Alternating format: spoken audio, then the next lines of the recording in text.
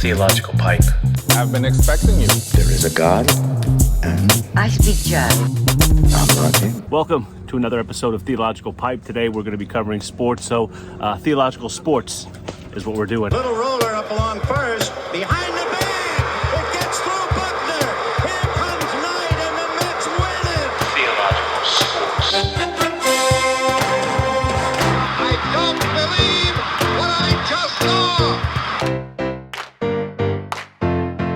I've told you all before, I love sports. I thank God for sports. I think it's a gift from Him for our enjoyment, for us to disconnect from just some of the junk that we have to deal with. And if you can see behind me, if you're watching on YouTube, I'll try to move the camera. There's a bunch of trash burning in my backyard. Have a little bonfire going of trash. I guess that can be symbolic of the Oklahoma Sooners, who not only lost Bedlam yesterday, and we're going to get into that. I'm going to discuss that, discuss the Cowboys, my Oklahoma State Cowboys, go Pokes, and discuss the game between OU and OSU and a couple other games, Michigan and Ohio State was an incredible game. Alabama, Auburn. There were some great college football games yesterday. And again, thank God for sports. But that trash pile burning is indicative not only of Oklahoma losing Bedlam, but their program right now. And I'm sort of joking here. We just found out, it just came down that Lincoln Riley is leaving for USC. I don't even want to say it's a lateral move. Oklahoma's a much better program than USC, so there's got to be a lot of money involved, and people can make what it is what they want. But man, what a difference just a couple days makes. Oklahoma State never beats Oklahoma. They did. Michigan always struggles with Ohio State's, never beats them. They did. Alabama was on the verge of losing, but they didn't. So there's a lot of good football still to come. There's the championship weeks over the next couple weeks where the Big 12, the Big 10, SEC, they'll be playing their championship games. And again, I've said before on this podcast about the Oklahoma State Cowboys, the fact that they are 10-1 going to the Big 12 title game with a pretty decent chance. They've already beaten Baylor once. I don't think Baylor's that great. I don't think the Big 12 is that great. But for Oklahoma State to do what they did in Bedlam and to have an opportunity after the first 3 games of this season, if you would have told them, I was hoping that Oklahoma State would go to a bowl game. And now they're playing in the Big 12 title game with a chance, and a pretty decent chance it looks like, to go to the college football playoffs if they win. The concern for me for the Cowboys, again, they're not great. Their defense is really good. Their offense finds rhythm sometimes, but they got a lot of heart, a lot of grit, and they have a chance just like anyone else. But it's the letdown. They don't beat the Sooners. This is only the 19th time in school history that the Cowboys have won Bedlam. So to win the game, and to win the game the way they did with all the emotion, there's bound to be some sort of letdown. I hope there's not, but it would be natural.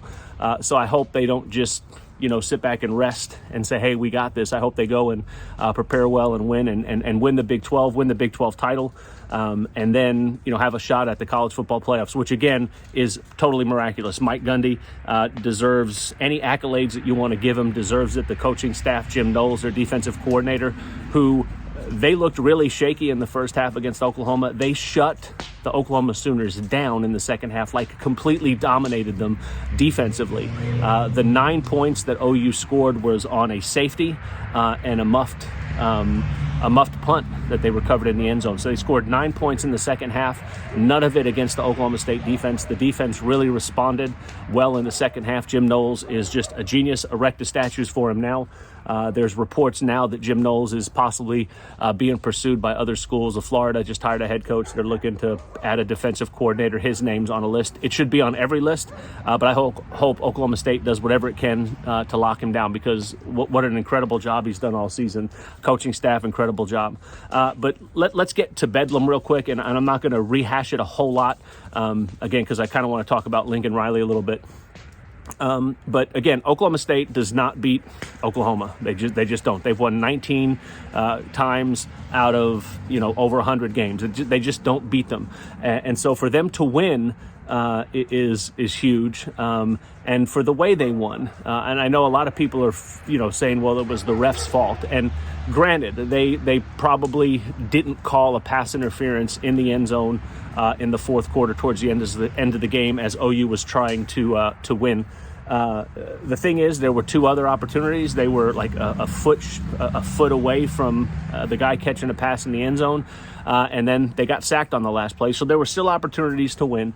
That play, again, while big, depending on what side you're on. If the situations were reversed, a bunch of OU fans would be saying, no, you got to let them play. They were both fighting for the ball. The defender did turn his head back, and if you watch it in full speed, it really doesn't look that egregious, depending on what team you're on.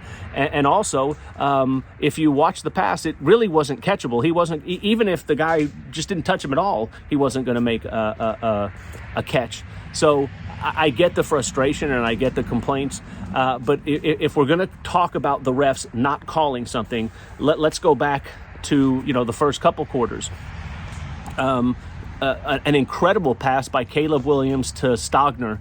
I think he's their H-back tight end, but he threw an incredible pass. Stogner pushed off on the defender. They weren't really locked up like real tight. He created separation. The pass was incredible. It was an incredible touchdown. Even the announcers again said, it looks like it could have been pass interference there, but hey, they're letting them play. That's what we like. And that's what I like. I don't like these ticky-tack pass interference calls, so they're letting them play. And I think every OU fan who watches that play would say, yeah, that's not that big a deal. Even though it did help them score the touchdown, that's fine. And then let's go in the same half, the first half. Oklahoma scored a safety. And if you watch that play, the guy was offsides. And you could watch it numerous times. He was offsides. He jumped. It's always offsides. They let it go or they missed it. So the refs were letting them play. The refs were missing some calls. Did they miss calls on both sides? Absolutely. But I just told you about 9 points that were parts of refs not throwing the flag. So they didn't throw the flag in the fourth quarter. And people just think it's a foregone conclusion that, well, if they did throw it, that Oklahoma is going to definitely score from the 2-yard line with no timeouts, and they have to pass the ball. So, again, was it an important play? Yes. Was it what cost them the game? No. It was an incredible game going back and forth. I understand whining about the refs, but, if we're going to whine, let's say, yeah, it probably evened out at the end. Questionable calls, but that's the Big 12. They always have refs that make questionable calls. But the better team won. Oklahoma State was the better team all year. If you've watched, and I've watched every Oklahoma State game, I've watched every Oklahoma game. Oklahoma just hasn't been Oklahoma this year. They're very inconsistent. They have flashes of, this is Oklahoma, and then they have flashes of, what is this? And it started in the first half of the season, and Lincoln Riley's teams usually get better as the season goes. They'll have a loss, somewhere early in the season, and people will write them off, and then they just dominate and improve throughout the whole season. They didn't do that. They're a school. They had a Heisman Trophy candidate in Spencer Rattler. They benched him. Caleb Williams comes in and looks really good against Texas in the second half, and they start touting him for the Heisman. He's not winning the Heisman, nor should he. He's a freshman. He has flashes of brilliance, but also flashes of being a freshman. But the whole team, defensively, offensively, coaching, just everything just seemed disjointed the whole season for OU. They were playing with fire. And if you look at their schedule, I'm not a huge proponent of the Big 12 being a great conference. They're a good conference. Oklahoma's the best team in the conference historically. And then other teams are just and if you look at this year, the 2 times that Oklahoma played good teams, and I didn't say great teams, I said good teams in Baylor and Oklahoma State, they lost. And again, they just didn't have it. I think this was probably Lincoln Riley's worst season, and I'm still a fan of his. I think he's one of the best coaches in the country, and USC is lucky to have him. But it just was an uneven season for the Sooners, whereas with the Cowboys, they were really, really bad at the beginning of the season and just progressively got better and knew what they were doing. The coaching staff did a great job. They played to their strengths. Their defense was incredible. Their offense sort of found their rhythm. They're going to run the ball. They're going to pass the ball a little bit. Spencer Sanders still makes some questionable calls or questionable throws. But for them to overcome what they did in Bedlam, where they turned the ball over 3 times, had a muff punt, and just some stupid plays, for them to overcome that and still win is a testament to their heart, their grit. So again, beside myself with happiness that the Cowboys won Bedlam or going to the Big 12 title game. And man, I hope they beat Baylor and have a chance to play in the college football playoffs. I don't care who they play. It'd be fun to see them play Georgia or Michigan or whoever, Cincinnati, whoever is going to be there. And I'll leave that kind of stuff. There's still some football to be played, so I think it will all work itself out. But just go take care of business if you're the Pokes. That being said, Lincoln Riley, huge news. Like I said, huge news. There was speculation all week that Lincoln Riley was going to be the head coach of LSU, unconfirmed reports. And after the game, they asked him, one of the Sooner beat writers asked him, said, Lincoln, I'm going to ask you, LSU? And he's like, I'm not going to be the head coach of LSU. But he is going to be the head coach of USC. And what a weird move. And again, there's so much speculation of, well, he didn't like that the Sooners were moving to the SEC, and he wants to go somewhere where he can win conference titles more easily, etc. I don't know what the answer is. I'm going to assume that it's one thing, and it's money. And I fault nobody going anywhere for money. Now, if we find out that Lincoln Riley left for USC and they're paying him the same as they are at Oklahoma, then that's weak. And then I think fans would have a right to be concerned or be upset or be like, well, I can't believe this. I don't want to, I hope it's not competition. I'm not going to speculate like some are, like, well, he didn't want to go to the SEC and compete. I would hope all coaches want to compete at the highest level. So I think all things being equal, I'm assuming at USC offered him tons and tons of money, and he left, and anyone would do the same thing. I don't know. I think he's making, let's say he's making $8 million, $10 million at Oklahoma. I don't know what his salary is. If they offer him $2 million more, $4 million more, bye. I'm leaving, and I don't care about, the cost of living and stuff. That will all work itself out. He's one of the best coaches in the country. I think OU fans that are getting upset, which I've been reading on social media and stuff about him leaving, saying, well, bye, if you don't want to, we just lost the game and now you're leaving us. It's like, don't take it personally. It's a business. And he's leaving for USC, and, more power to him. And I think there's probably something behind this name, image, and likeness stuff that they're now paying college players. I'm assuming that big time schools like USC, like Alabama, Notre Dame, Penn State, these big time schools in big time areas who have big time donors are going to be more able to funnel money to players than, and nothing against Oklahoma, they're a blue blood of college football. But I think in terms of donors and alumni that will funnel money to the program, maybe he saw the writing on the wall there. I don't know. I wish him well. But it is fun as when Bedlam, and you have this Bedlam hate week, and people, like to needle each other. Hey, you lost Bedlam and now you're leaving. And so if you're an OSU fan, you're going to have fun with that. But again, beside myself with happiness that the Cowboys beat the Sooners. It was one of those games where you just knew that the Sooner magic was going to happen again, but this time the magic came to the Cowboys. There's been countless games where the Sooners and Cowboys have played where a play here, a call there, if it would have gone one way, it would have helped the Cowboys. This time, the Cowboys got some breaks and they won the game. And again, shout out to their defense for just shutting down the Sooners in the second half, and they completely shut them down. There was one, the 56-yarder that Caleb Williams had that kind of put them in a position to take some shots into the end zone.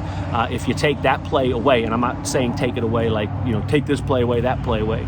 But after getting almost 300 yards of offense in the first half, they were about 100 to 140 yards of offense in the second half with no points until that 56-yard run, and that, again, adds to it. But what a performance. Again, beside myself happy. I love sports. I thank God for it. It just makes, again, it was Thanksgiving weekend. What a great way to end it for me, to just watch the Cowboys win and be on an emotional high. I love it. And it's just a good way to end it. And again, sports in general, even if the Cowboys had lost, I love sports. My favorite all-time, I'll do this real quick before I end, my favorite all-time football game that I've ever been to, and I was at it live, and it was when my Cowboys, when they lost. I went to school there. It was a game the Cowboys lost, and it's still the greatest game I've ever been to, my favorite game I've ever been to. It was 1988 Bedlam.